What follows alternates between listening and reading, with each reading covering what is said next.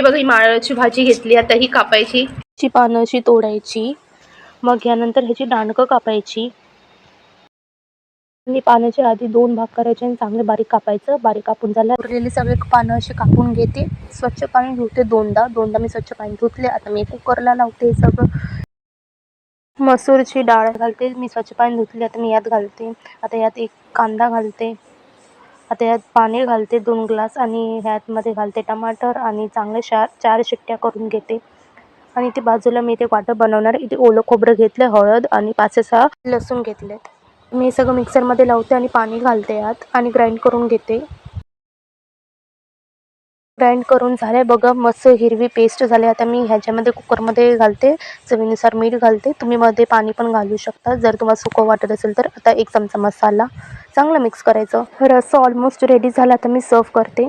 बघा, मस्त मायाळूचा रस्सा तयार झाला आहे. आणि तुम्ही हे रस्सा ट्राय करा, तुम्हाला नक्की आवडेल आणि कमेंट करून सांगा कसं झालं हे. लाईक शेअर सबस्क्राईब करीत राहा, शेअर करा ही रेसिपी. चला भेटू पुढच्या रेसिपी.